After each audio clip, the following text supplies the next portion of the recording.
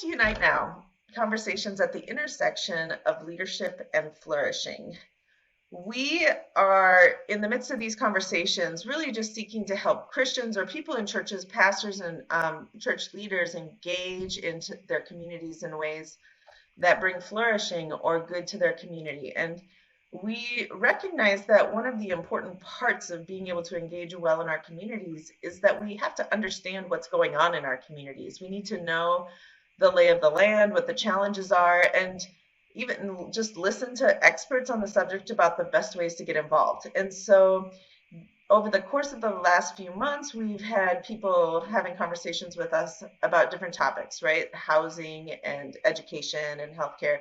And today, the focus of our conversation is employment, which, of course, impacts everybody in some way, shape, or form. And so I'm excited that today we have John with us from Career Rise. He's the executive director there. And John, I would love for you to tell us just about yourself, who you are, what you do, and what makes you passionate or interested in this conversation. Oh, cool. Yeah. Well, thanks for having me, Ruth. This is really cool.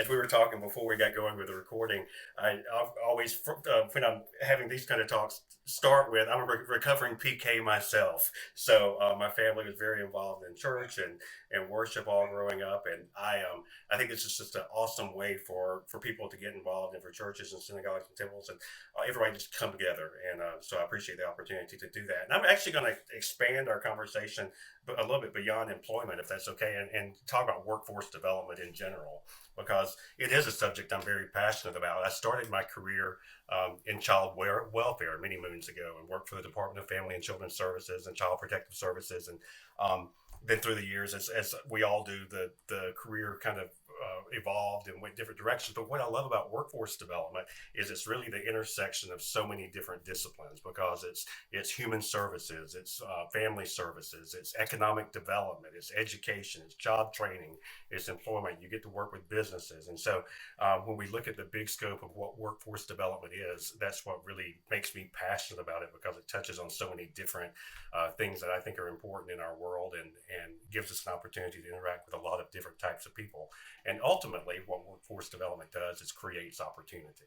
So you want me to tell you about Career Rise, my personal organization that I lead specifically? Sure, yes, please tell us about that. We're a little bit different than what most people think about when they think about nonprofits. We have a couple of fancy terms that we call ourselves, and I'll tell you what they are, and then I'll explain what they really mean. But we are a funder collaborative and a workforce intermediary organization.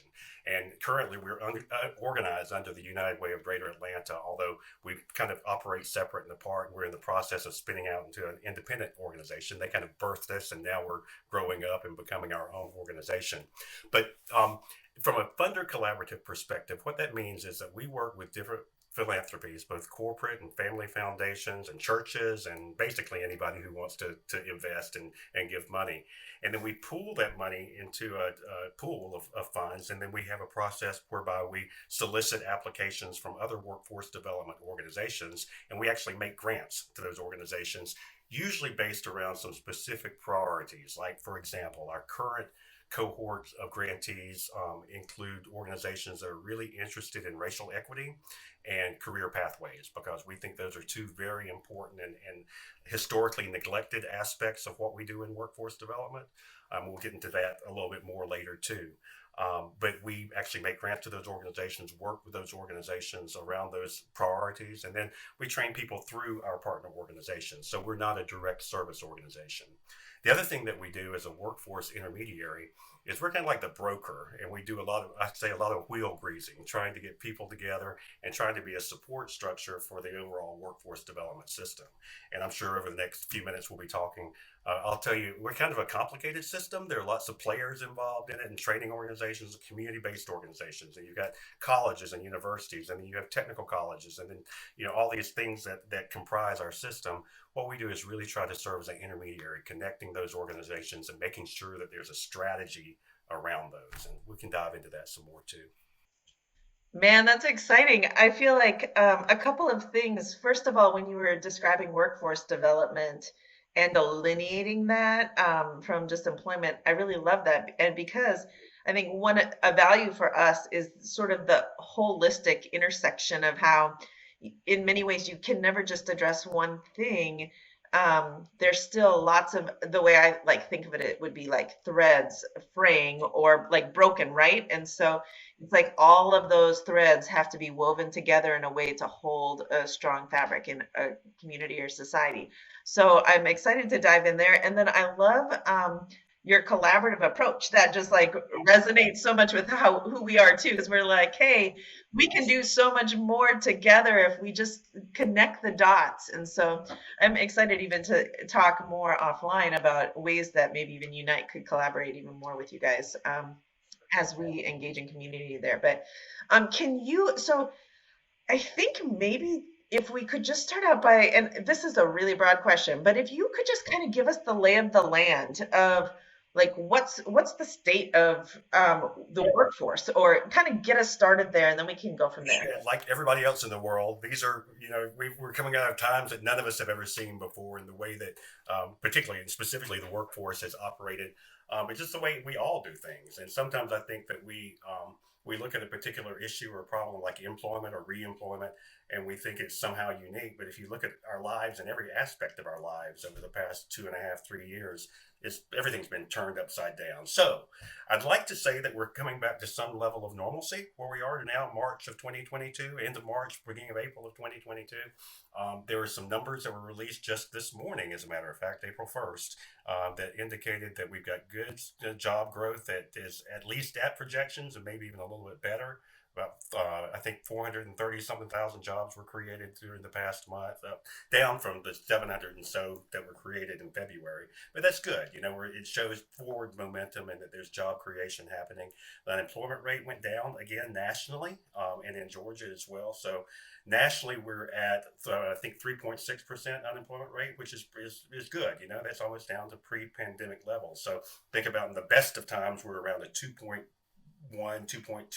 unemployment rate, and that's really considered full employment. Anybody that can work and wants to work is working. Up to, in the worst of times, 9 to 10% unemployment, just to give you a range of where 3.6 fits into that overall picture.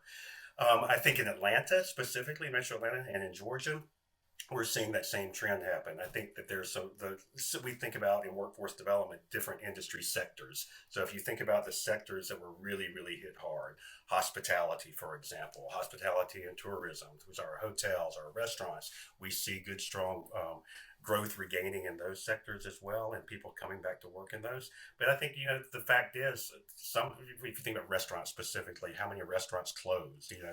Your favorite place, mom and pop place, may have shut down.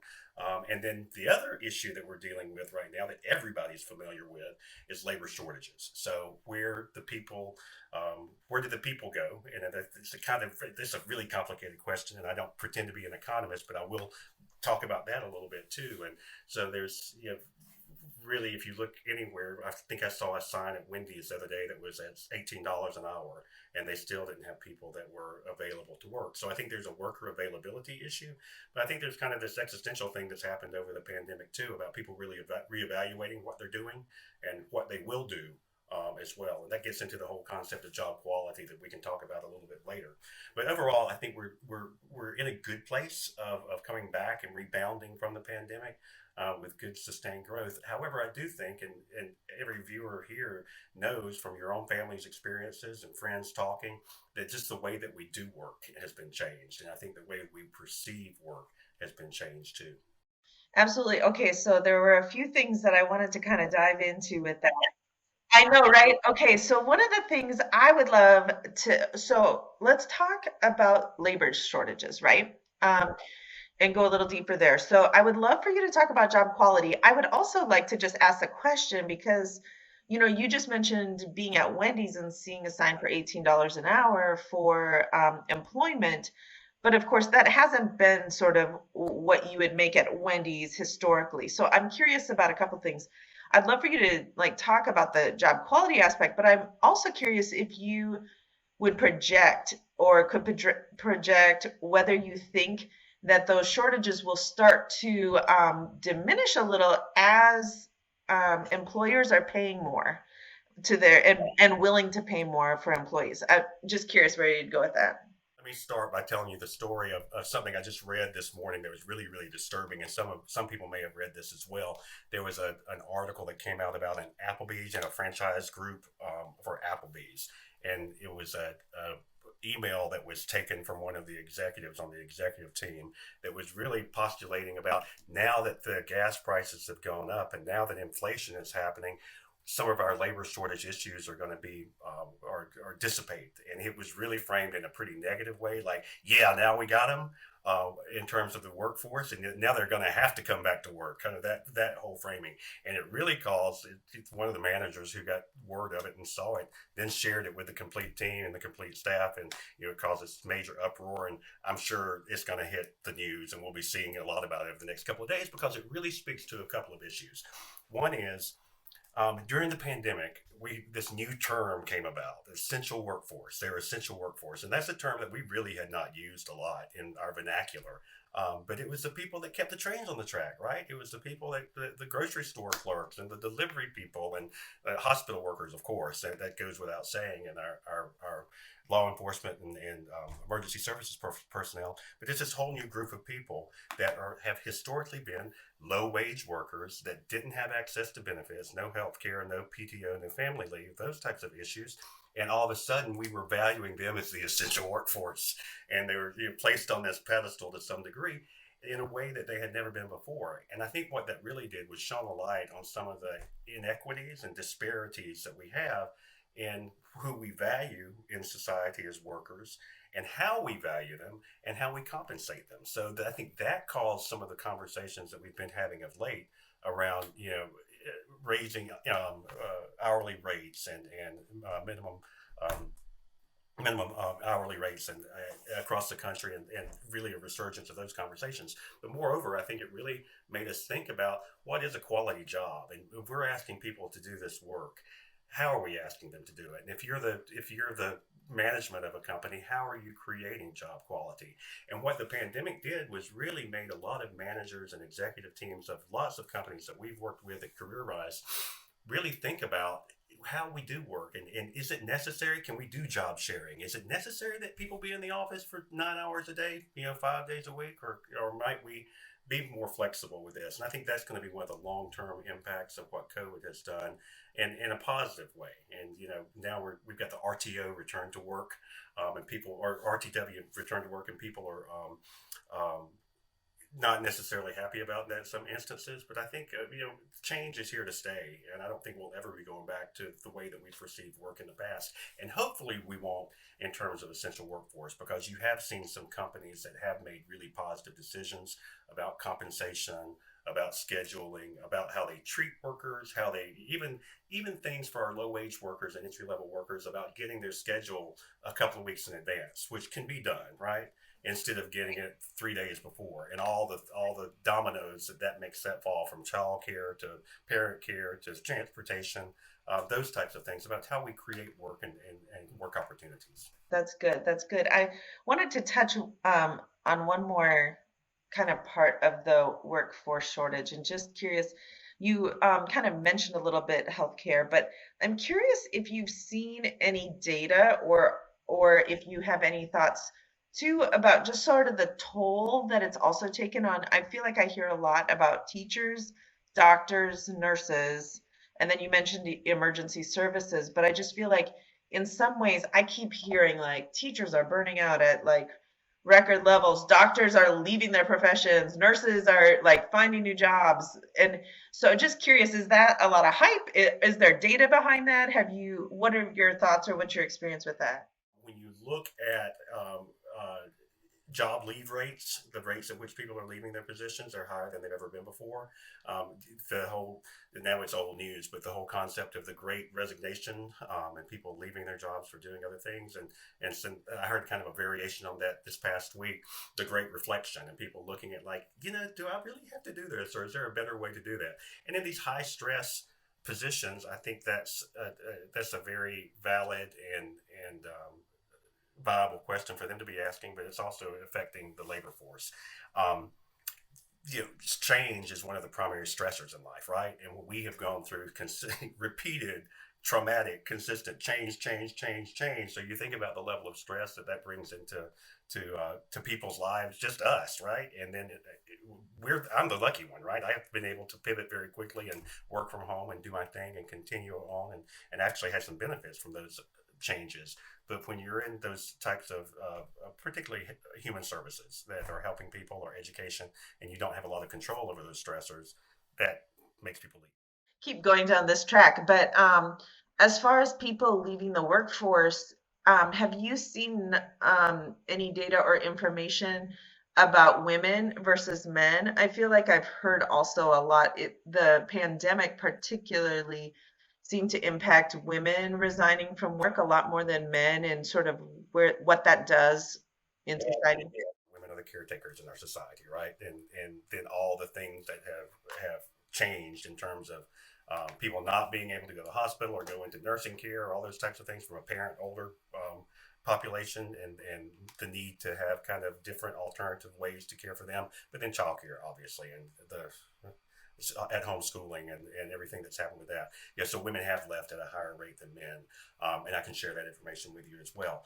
However, really, the bigger picture is looking at class and looking at where people are in the jobs, right? So more professional level jobs have higher stay rates and have more because they have more flexibility to do things, right? It's those lower level workers and lower wage workers oftentimes that don't have things like family leave or the ability to take time off without penalty that are just choosing to leave the workforce because they don't really have an option. They can't manage things the way that many of us have the blessing to be able to manage. Yep, that's good. And that's helpful because I can totally see that. And so you mentioned a little bit about just inequity in general, and I feel like the conversation has been primarily around social class, right? Lower wage workers. But then you said that you have kind of an initiative or you're giving grants specifically around racial equity. Curious, and that may not have anything particularly to do with the pandemic, or it might, but I'm just curious sort of what the intersection or not intersection, but why is that? Because I think you mentioned that that's one of the areas that has been kind of under noticed, under like paid attention to. So I'd love for you to go deeper on that. This is a huge conversation, and I'm sure that you probably devoted several episodes to this and could devote several more. So we're not saying that workforce development is the cure-all for racial inequity, but I think that the role, because there's systemic things that go back to in the housing, everything you've talked about with your other guest, housing inequities, and redlining that's affected that, and all the systemic issues that I truly believe affect how people access opportunity. But what we can do in workforce development around racial equity is two things. We can create opportunities for people that might not have otherwise been there, and we can help people advance along those opportunities, hopefully, from an economic mobility. So economic mobility and racial equity go hand in hand in the conversation that we're going to have, because what we know for a fact, and the data supports, is that I think it's probably a 10-year study now. It was a huge study, longitudinal, so it hasn't been repeated more recently for that reason. But other indicators that contribute to this notion of economic mobility validate it even now. There's an economist by the name of Raj Chetty who about 10 years ago did a study about economic mobility, and he determined, based on analysis that goes pages and spreadsheets 10 feet deep, that Metro Atlanta ranks at the very bottom of the top 25 metro regions in terms of economic mobility. So if you think about economic mobility as a hierarchy of five, let's say 5 quintiles, only 4% of people that are in the bottom quintile in terms of wealth are going to be able to rise to the top quintile in the Metro Atlanta region. And I think we in Charlotte kind of go neck and neck, 24 and 25 for metro regions. So that made a group of people here in the Metro Atlanta region, including some names that maybe people may know: Raphael Bostic, who's the president of the Federal Reserve; Katie Kirkpatrick, now with Metro Atlanta Chamber; Milton Little with United Way of Greater Atlanta; Doug Hooker, who's just retired from the Atlanta Regional Commission; Alicia Phillip, who was with Community Foundation for Greater Atlanta, where Frank is now, came together a couple of years ago, and they said we need to have a strategy around workforce development that really speaks directly to economic mobility. So that's one thing that my organization does. We lead an initiative called Equity at Work, and it's a 5 goal, a very big, broad, overarching um, overlay for how we can look at all the workforce development programming across the Metro Atlanta region.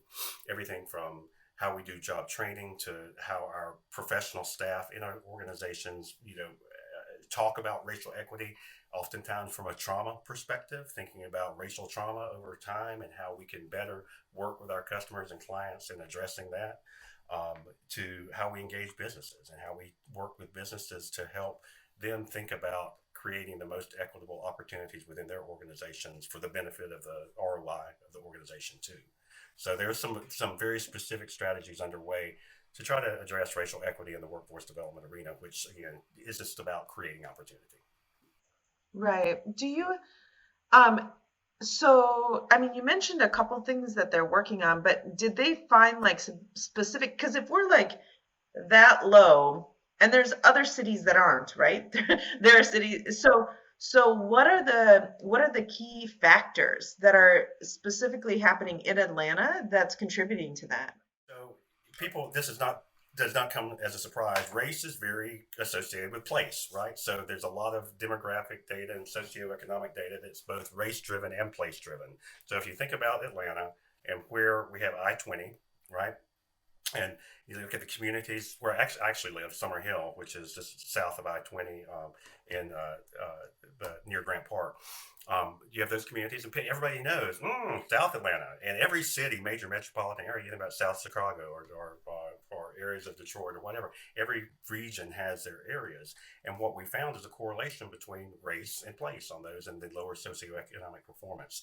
So, and again, this goes back into the larger issues of systemic issues, historical issues, everything from migration patterns to where people were allowed to settle and to be. My neighborhood in Summer Hill was one of the first communities after Reconstruction that allowed Black people to actually live and to have businesses and to settle. And then Summer Hill became a big Jewish and Black community for many decades.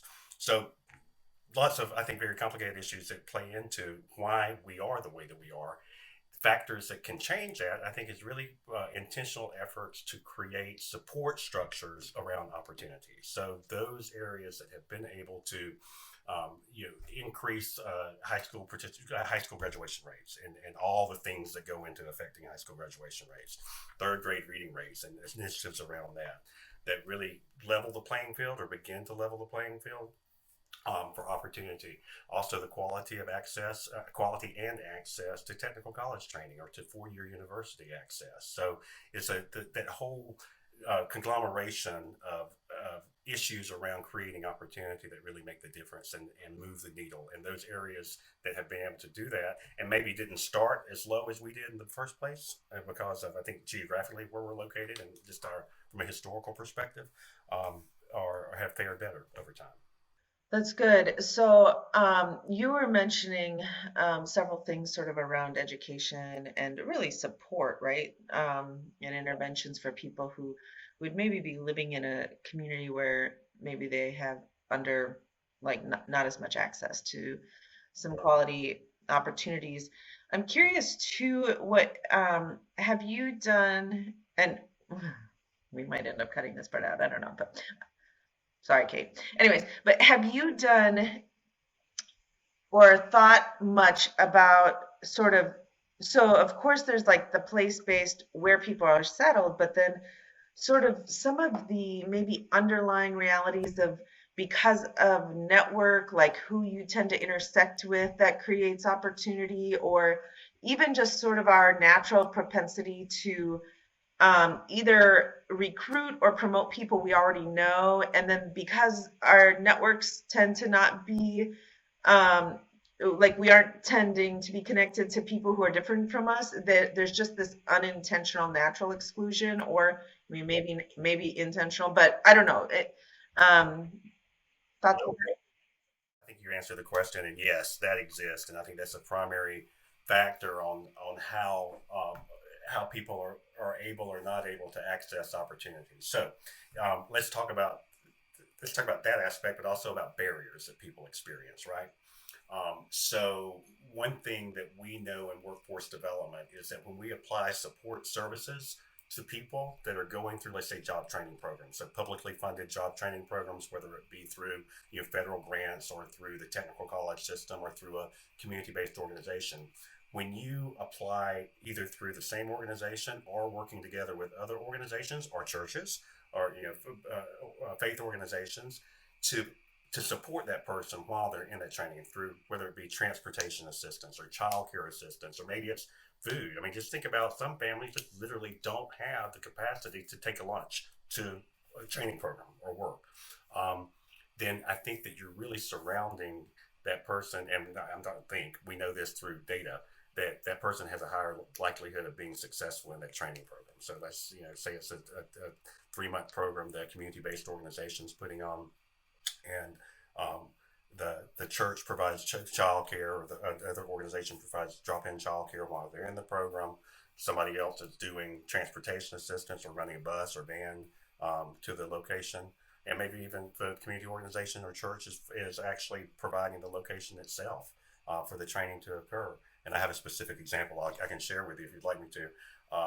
But I think that, that's just an example of how a community of care can really surround a program and a person and help them be successful. Because I think the barriers, we have a great network across the Metro Atlanta region of training programs. When you think about our technical college system, for example, and then we have, if I'm sure all of your viewers can think about the nonprofit in their community that's really like the whatever county or city you're in, whether it be the Urban League or the Center for Family Resources in Cobb or the Gwinnett Collaborative or whoever it may be, that can really help connect people to training opportunities. What's more difficult is helping them use those opportunities, access those opportunities, and participate in them.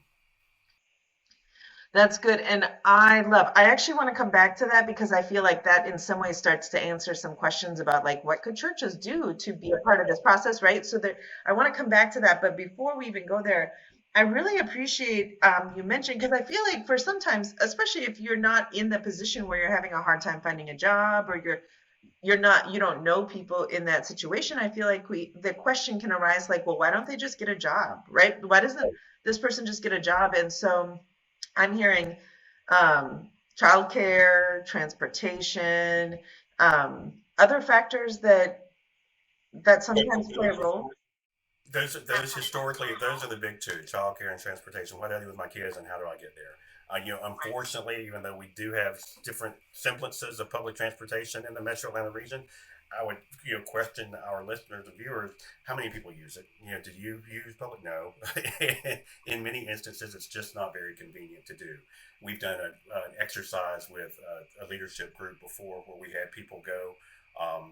Let's say they had a job interview, and we started them on one side of town and made them go from actually Marietta over toward the perimeter, and they had to drop off their kids on the way using public transportation. And people who run businesses and have successful careers and have good management skills under normal circumstances were just falling to pieces trying to get to the child care, and it took 2.5 hours to do that. So having making sure that jobs are good matches for the people. That's the key. There are tons of jobs out there right now, right? Is having a good match between location and resources to help people be in the jobs, and also the ability to have good skills matches with what those jobs are asking for too. And then circling back to your whole network where we started with this particular part of our conversation, that's critical. And I think as we talk about what can people do as well, is increase your networks and be open to expanding your networks and just using those oftentimes very soft and tangible connections to be able to help people as well and help people access opportunity. That's good. That's good. This might, I mean, it might be an obvious answer, but Yeah, well, I'd love to just talk or flesh out because I just think sometimes if we're not thinking about it, we just don't think about it. But so to just flesh out when a person can't get a job, what impact does that have on their family? What impact does that have in the community? What impact does that have on society? we know if we go back to that whole concept of place-based strategies and the correlation between race and place, and then the socioeconomics of those particular geographies, we know that employment and workforce is a community effort, right? We know that workforce is a social determinant of health. When you think about people who are ill, and people who are unemployed have higher illness rates than those people who are employed. And then the psychology of work is really big too. Just feeling value and feeling like you're contributing to something bigger is also an issue that we talk about. But obviously, from an individual, the micro standpoint, if you don't have a job, how are you going to take care of your family, and the ability to take care of your family, and then the dependence on public systems that are like the SNAP program, which is the old food stamp program, or the TANF program, Temporary Assistance to Needy Families, which is the welfare program, which is also very misunderstood. But nobody's making a lot of money off of welfare. Let me just say that. But it's a good system that can help people get into other things. And even the SNAP system has some provisions for helping people get job skills and get employment as well. So, I think for a family and for an individual, work is paramount in most of our lives. And I don't think there are a lot of people that are just out there not wanting to work. I think that they're usually, if you look and take the time to really talk to somebody and evaluate what's the holdup here, that there are some very real, very tangible reasons that a person's not able to work or not working. Right. And then, I mean, we've talked about this a little bit already, but from my experience, most people I know who are living in a community, maybe on the south side of Atlanta, are working, right? And sometimes they're working two jobs, and yet they're still sort of struggling to even make a bottom line. And so I don't know. I mean, I know I don't. We try not to be political, just recognizing there's lots of different places to go. So I'm not trying to advocate for one thing or another as far as minimum wage, living wage, all those things. But I would love to sort of have that conversation about, we can have this conversation as you were mentioning, like sort of how do we value people? So that's just one for me from a Christian standpoint, like, hey, if you're made in the image of God and everybody is, then what's the intrinsic value that being brings regardless of what the job is? So I personally have some strong opinions about that, but I think beyond that, I think it's like I'm just like, how do we expect a person, it's easy to sort of point a finger or condemn a person who's in poverty, but I'm like, how do we expect someone to get out of it if they are riding the bus 2 or 3 or 4 or 5 hours total a day between a couple jobs and trying to raise their kids? Like, it just feels like such a no-win situation. Right. Well, one of the other resources I'll send to you, and you can share with the viewers, and I hope that they take a moment and play around with it, is MIT. The MIT has a living wage calculator, and we use it to set policy and to look at programming and where we set goals for things. But you can actually put in the geography, like the metropolitan statistical area for the Atlanta region, and then put in the family size, and it'll show you what the living wage is for that. And I'm always amazed at what it is. It's like nobody makes that, but certainly our low wage workers. So, getting back to what you were saying about just from a philosophical and a humanistic standpoint, is it realistic to think that somebody that works for 40 hours a week should be able to pay their bills, right? They should be able to have a place to live and have food to eat, and if they're working a full-time job. And then what does that require of us as a society to help from a policy perspective? And again, not nonpartisan. This is just, I think, a humanistic approach to it. Um, is it realistic to think that if somebody's working a full-time job that they should be able to live? And there was a time in the country when that's the case. In Atlanta now, and I'm sure that your housing conversation went here too, if you look at the availability of affordable housing and what we refer to oftentimes as workforce housing, even it's just not there. There's just not the availability. Challenge people to think about where they live, and call the apartment complex closest to them and ask what the rent is for a 1 bedroom or a 2 bedroom unit, and then compare that to your own mortgage. And it's just some of the economic dynamics that are happening in our world. With big conglomerates and investment companies buying single family homes up now, and not really cornering the market and taking that opportunity away. I would hate to be young and buying my first house right now and being in that position without resources to do that. So there are lots of dynamics that play into that, but I think we as a society and as a people have to think about what is realistic expectation of other people. And we do live in a pull yourself up by your bootstraps society, right? I think that's just kind of an American philosophy and value system, part of the value system. And I think that's great. I'm all for personal responsibility, but I'm all for realism and being realistic about what people can do and what people are doing and what's available to them based on their circumstances. Right. One more thing, and then maybe we can jump into sort of what can Christians do or what can people do? And I would love to go a few places with that. But before that, I just wanted one question because I'm not as familiar with Atlanta, but I have a family member who lives in another state, and she was on food stamps for a long time. And I think that the challenge that she found was that she would often actually pass up promotions because the way that the wage levels or the payment levels were sort of gradated, it was sort of like if she made $5 more a year, she would lose like hundreds or thousands of dollars of benefits between food and childcare and housing, but it would like essentially make her fall off a cliff, right? So I'm not sure. I'm curious if that's the same way in Atlanta, or if you know sort of how the program works here. So and you just named it. The specific name for that phenomena is called the benefits cliff, right? And at what point, if you got it, you just fall off the cliff. And it's widely researched, and there are actually some tools. Actually, the Federal Reserve Bank of Atlanta created a benefits cliff calculator. So, and it's not perfect, but it does illustrate to you. These are federal programs, so it's going to be the same regardless. Different states administer them differently. But the fact is, the more money you make, the less assistance. And there's not really, in my mind, the ideal circumstances would be for there to be some type of transitional time frame. You're right, yeah. Like, so you don't fall off the cliff, you go down let's call it the benefits hill, maybe. So that would be ideal. Unfortunately, I'm not aware of any state that's been able to adopt, modify the federal regs to make that happen. It is very black or white. You hit this income level for this family size, and you're ineligible at that point. In childcare, there are some innovative, and I think this is a good model that could be used both for the TANF program and the food stamp. We call it SNAP now, Supplemental Nutrition Assistance Program.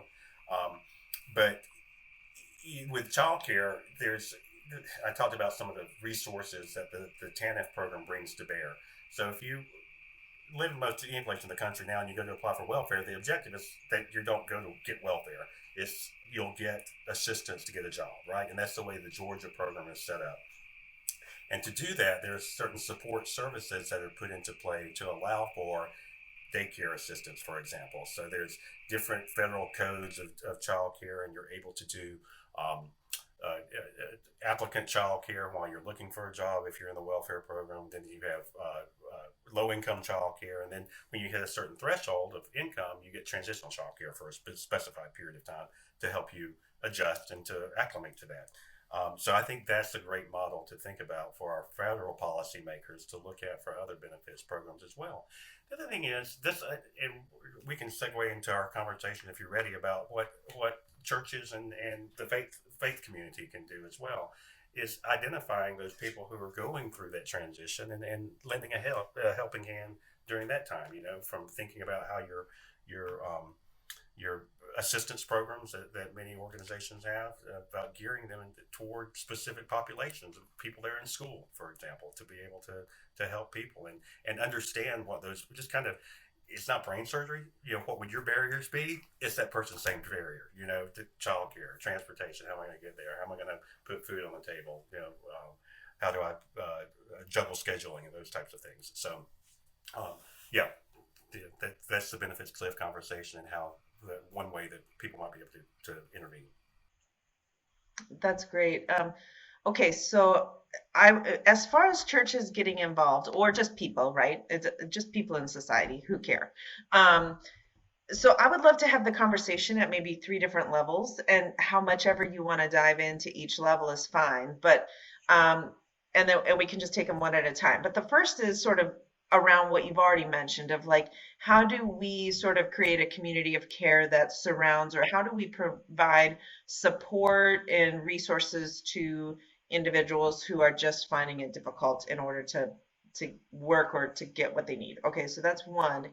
The second would be like, what in what ways could employers or people who have influence in businesses, what decisions or things could they do if they, because obviously like you never have to go to a nonprofit in order to impact this challenge in society.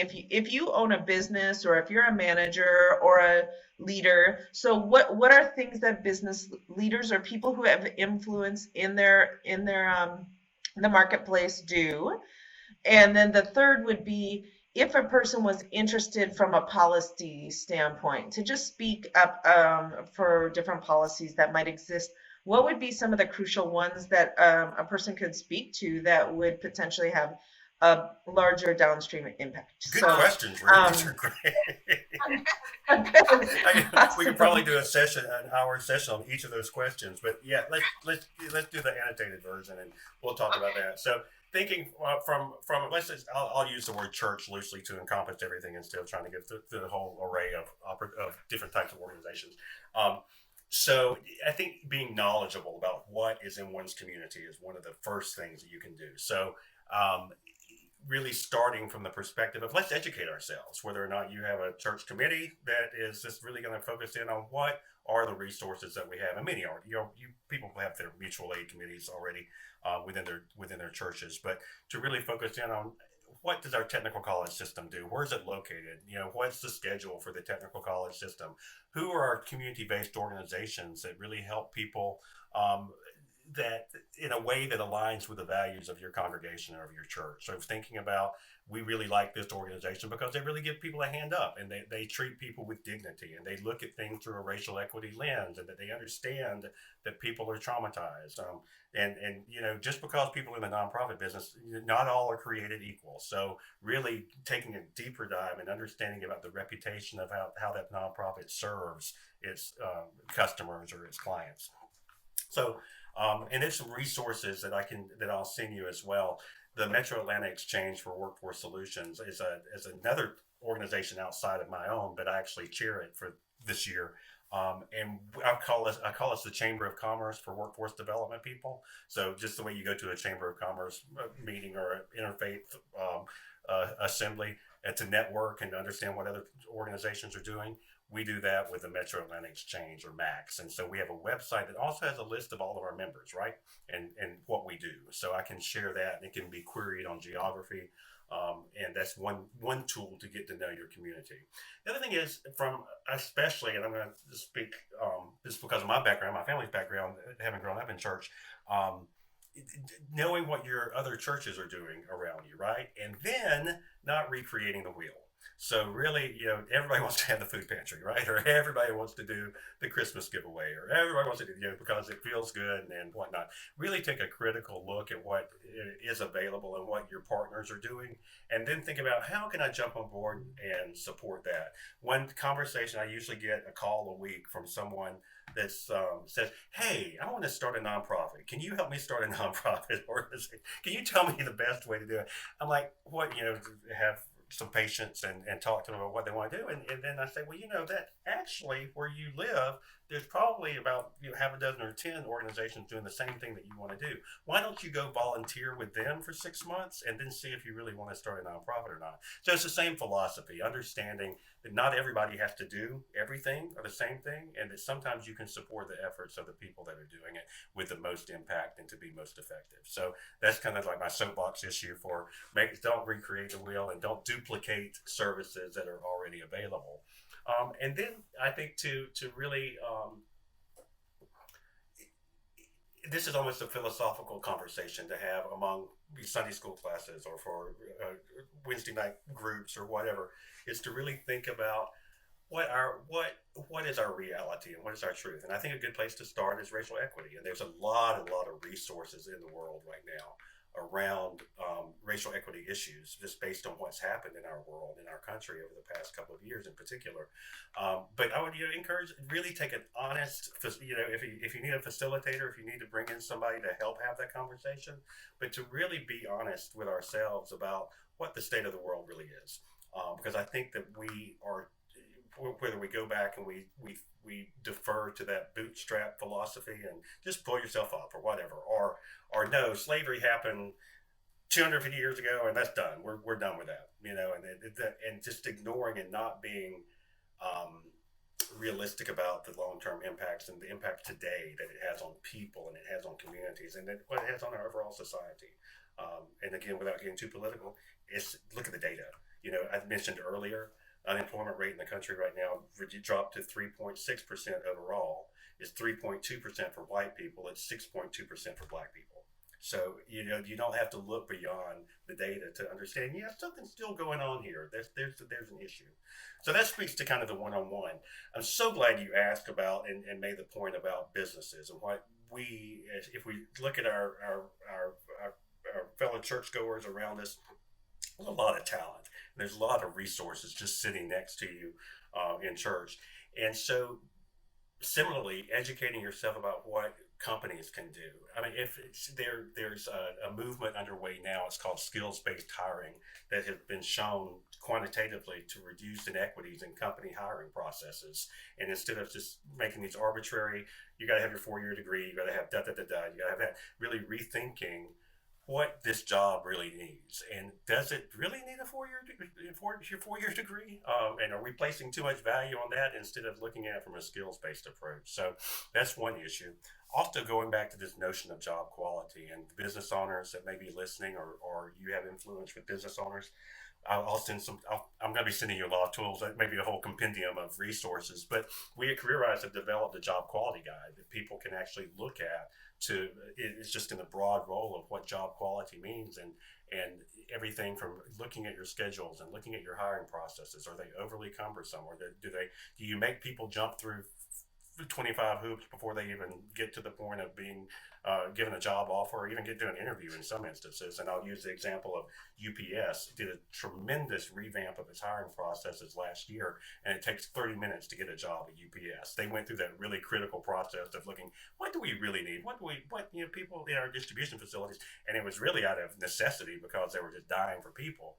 But they really took that critical evaluation of what they did and how they treated people in hiring and reduced it to 30 minutes to get a job.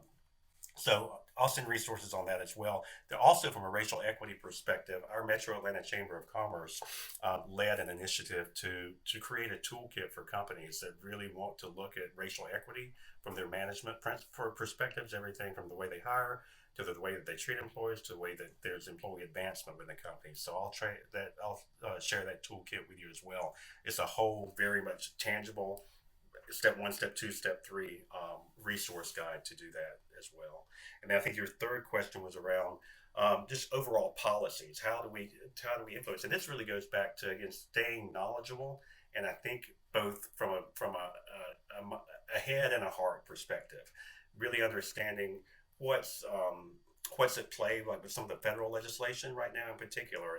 And then let me use a specific example. There's some kind of no-brainer things that could be done at the federal level that we at CareerWise run an initiative called Blue, Business Leaders United. And that's actually an opportunity for business leaders to express their desires in federal legislation, and these federal resources, which amount to billions of dollars that are spent around workforce development and helping people do better for themselves and their families. We should all have a say in that and all be able to influence it. But the Jobs Act would actually allow Pell funding, which is a primary. If you've had your kid in school, you know that they probably got a Pell grant, or maybe did. And it would allow Pell Grant funding to be used for technical certificates, not only for 4-year degrees. So it just expands the scope and the ability of that federal resource. So there are examples like that. The normal person's not going to know about that unless you really take an effort. If you just Google what workforce legislation or become affiliated with CareerWise and get on our mailing list, and we can certainly make you aware of that as well. But just being knowledgeable about how things work and what resources are available on a cognitive level, but then going back to what I said earlier on a heart level, just really understanding where people come from, and being able to empathize to the point that I call it functional empathy, to understand to the point that you're able to put into action what your empathy's feeling. So yeah. Whoa, that was like drinking from a fire hose. That is so good. Okay, one last just quick technical question, because you were mentioning like if someone wants to become an affiliate, or how do you connect with the general public, or is there a place for people to connect directly with you guys, or like So how does that all work? I'll send you the link to our website for one thing, and then the sign up for our newsletter. And what we try to do is to the system is a fire hose. Let me just say that it's a very complicated, because it's federal, it's state, it's local, it's community based, it's all these programs and acronyms. I was trying to stay away from any acronyms today, but we love those in workforce development. But yeah, sign up for our newsletter. It'll be a good entry level, and then I'll put my contact information. Always feel free to reach out. And if I don't know, I've been very fortunate. I love this business. I love what we do in workforce development. So I've been doing it for about 23 years now, and I think I'll know where to direct you if I can't help you. Well, John, thank you. Thank you for incredible conversation. And then I'm just looking forward to diving into, I mean, you clearly just have a wealth of resource and knowledge. And so thanks for all the stuff you're going to send to go along with this. And we'll make sure to include some links and in the notes. And so, um, yeah, so if you are joining us and watching this, I know that there was so much here. If you want to dive into it with us, we love to have that conversation, but hopefully it's just beneficial for you and your church, or the group of people that you are engaged with as you're seeking to do well in your community, and really live out the redemptive work that Jesus wants to do in restoring and bringing flourishing to our communities.